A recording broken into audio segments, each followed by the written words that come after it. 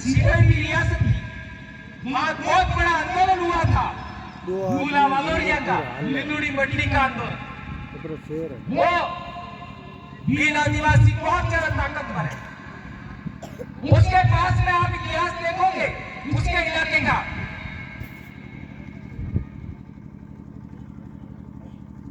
तो सिरोही में सबसे पहले कौन कौन से गांव थे, कौन कौन से नगर थे, तो आपको दो प्रमुख गांव या दो बड़े नगर का नाम मिलेगा, और वो है चंद्रावती और वसंतगढ़। उनका पहले का नाम चंद्रावती नहीं है, पहले का नाम वसंतगढ़ नहीं है, वो बाद का नाम है। लेकिन ये जो गांव थे वो भी भील आदिवासियों के थे। भील आदिवासियों का इतिहास था, वहां भील आदिवासी राजा हुआ करते थे। ये जो आपका सीमा से लगा करके माउंट आबू तक ये जो बीच की पट्टी है, वो पट्टी भीलों का गणतंत्र हुआ करता था एक जमाने में। वहां भीलों ने कम से कम 700 से 800 साल तक राज किया। और आज हमारी जो पट्टी है, जो माही नदी की पट्टी, आपका पावागढ़ से लगा करके, पावागढ़ ही नहीं समंदर से लगा करके आज हमारे डूंगरपुर बांसवाड़ा प्रतापगढ़ का जो बीच की पट्टी है, वो पट्टी ली भीलों की। आज अनादिकाल से महाराजा हुआ करते थे भील। हम लोग कोई सामान्य इंसान नहीं है।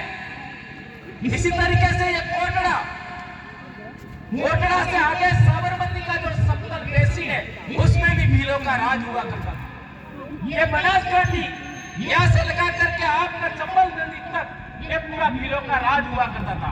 ये खारी नदी का इलाका अजमेर के पास, वहां पर भी भीलों का राज हुआ करता था।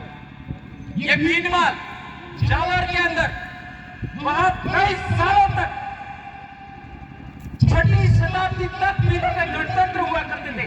भीलमाल स्वयं नाम भीलों के राज की वजह से है। तो आप लोग कोई सामान्य लोग नहीं हो, आप लोग राजवंशी खून हो, राजाओं का खून हो, रॉयल ब्लड हो। आप लोग किसी के आगे झुक नहीं सकते, किसी का नमन नहीं कर सकते, किसी के चरणों में नहीं बैठ सकते। आप लोग राजा हो, आप लोगों को सबसे ऊपर रहना है, किसी के नीचे नहीं रहना है। ये बात आप लोगों को सबसे पहले याद रखनी है। एक और महत्वपूर्ण बात, ये बात मैंने आपको इसलिए बताई कि इस इलाके के अंदर हमारे लोगों को किसी का चरण स्पर्श करना, पायला करने का, नीचे झुकने का आदत सी हो गई है। वो क्यों हुई है, ये बताने के लिए बात मैंने बताई। आप लोगों को पता ही होगा, जितने भी बाहर से आक्रमणकारी आए वो सबसे पहले राजस्थान में, जितने भी आक्रमणकारी आए सबसे पहले राजस्थान में आए या गुजरात में आए। राजस्थान और गुजरात का ये जो समतल इलाका है, वहां भीलों का राज हुआ करता था, भीलों के गणतंत्र हुआ करते थे। जो बाहर से आक्रमणकारी आए वो हिंसक कौन थे? हिंसक यानी इंसान को जीतने के लिए, मारने के लिए तैयार थे। आदिवासी लोग, भील लोग किसी को जीतने के लिए मारना नहीं चाहते थे, अहिंसक लोग थे। आज भी अहिंसक है। आज भी हम हल जोतते हैं, घोड़ा कापड़े तो बेल है, उसको बार बार अंगुली कर करेंगे, बार बार आर करेंगा, परनो करेंगा, कई बड़द भी कई बड़ा गुस्सा થઈ જાય ને પાછો વળી ઢેગડો વાય बताए। ऐसा ही बार बार भीलों को परेशान किया जाता है, तो थक हार करके वो फिर गुस्सा करते, सामने वाले से लड़ते। ऐसे उदाहरण इतिहास में मिले हैं। लेकिन किसी गांव पर आक्रमण किया हो भीलों ने, किसी गांव पर हमला किया हो, किसी समाज को मारा हो, किसी समाज पर आक्रमण किया हो, किसी समाज को गुलाम का, आदिवासियों का पूरे देश के अंदर कोई इतिहास नहीं है, इवन पूरी दुनिया में कोई इतिहास नहीं है। ये बात ध्यान रखना होगा। तो जो लोग बाहर से आए वो आक्रमणकारी लोग हिंसक थे और आदिवासी लोग अहिंसक थे। वो लोग राज करने के लिए, जमीन छीनने के लिए इंसान को मार देना पसंद करते थे। आदिवासी लोग जमीन के लिए, किसी पर राज करने के लिए किसी को मारना या फिर इसको पीटना या फिर इसको परेशान करना पसंद नहीं करते थे। ये बहुत बड़ी बात है। इतिहास के मामले में ये बात ध्यान रखनी होगी। इसी वजह से, इसी चारित्रिक गुण की वजह से, इसी हमारे जीवन मूल्य की वजह से हम लोग आज पहाड़ों में हैं। ध्यान रखो, हम लोग इसी वजह से आज की तारीख में पहाड़ों में हैं। अब क्या होता है, जैसे समतल इलाके में हमारा खेती बाड़ी था, समतल इलाके में हमारे कुएं बावड़ियां था, खेत खलिहान थे, पशुपालन था, वहां से बाहर वाले लोग आ गए तो हम लोग थोड़ा सा दूर हटे, थोड़ा सा दूर हटे, थोड़ा सा दूर हटे। ऐसा करते करते हम लोग पहाड़ों में आ गए। ये इतिहास को अच्छे तरीके से समझिएगा। ऐसा करते करते हम पहाड़ों में आ गए। अब पहाड़ों में आ गए, लेकिन वो जो लोग बाहर से आक्रमणकारी आए थे वो पहले तो थे नहीं, फिर दूसरे आए, फिर तीसरे आए, फिर चौथे आए, फिर पांचवे आए, ऐसे आते ही रहे, आते ही रहे, आते ही रहे। अब सवाल पैदा होता है कि वो बाहर से लोग भारत में क्यों आए? तो आप लोग अफ्रीका से लगा करके मंगोलिया तक ऐसे नक्शा देखो। ध्यान रखो, ये इतिहास बहुत बड़ी बात बता रहा हूं।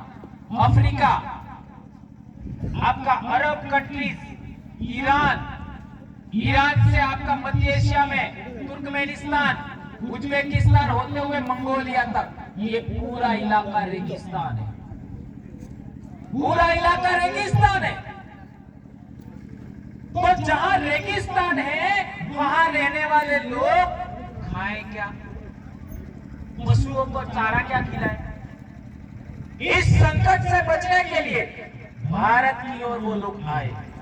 ये बात ध्यान रखनी होगी। अब भारत का जो इलाका है वो दुनिया में सबसे ज्यादा समृद्धशाली उस जमाने हुआ करता था। जैसा आज की तारीख में अमेजन का बेसिन है, अमेजन का जंगल है, अफ्रीका में कांगो बेसिन है, उस तरीके का इलाका भारत में हुआ करता था। आज ये जो रेगिस्तान है हमारा, ये रेगिस्तान का इलाका भी हरा भरा हुआ करता था उस साल में।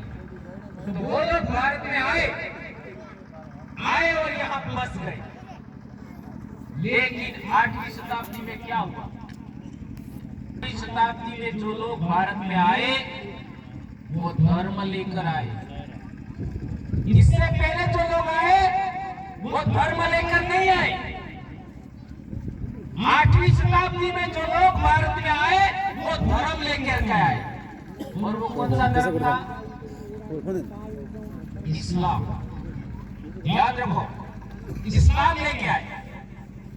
अब इस्लाम धर्म और यहाँ के लोगों का धर्म और आपका ईरान के लोगों का धर्म अलग था। ईरान के अंदर भी अग्नि पूजक लोग थे, उनके पुरोहित हुआ करते थे। इनको जोरास्ट्रीय धर्म कहते, यहूदी धर्म भी कहते, उससे आगे के बेल्ट में ये जो लोग थे। जैसे इस्लाम ईरान गया तो ईरान के जो पुजारी वर्ग था, वहां का जो शासक वर्ग था, वो भी भारत में आया। इस्लाम मध्य एशिया में गया तो वहां के जो पुजारी थे, शासक वर्ग था, वो भी भारत में आया। वो लोग आए, इसके पीछे पीछे इस्लाम को मानने वाले लोग थे, वो भी भारत में आए। अब वो लोग भारत में आए तो वो लोग आदिवासियों के पीछे पीछे पीछे पहाड़ों तक आ गए। आदिवासियों के पीछे पीछे पहाड़ों तक आ गए और आदिवासी के घर के अंदर, आदिवासी के गांव के अंदर, आदिवासी के पास कोई सहायता मांगने आता है तो आदिवासी कभी ये नहीं देखता है कि इसने मेरे पूर्वजों के साथ क्या किया था, इसने मेरे पिताजी के साथ क्या किया था, इसने हमारे गांव के साथ क्या किया था, ये कभी नहीं देखता। कोई भी आदिवासी के पास आता है शरण लेने के लिए, संकटग्रस्त होकर के आता है तो आदिवासी उसको मदद करता है, मदद करता है। ये आपका रणकुंभा के जमाने में भी आपको उदाहरण मिल जाएंगे।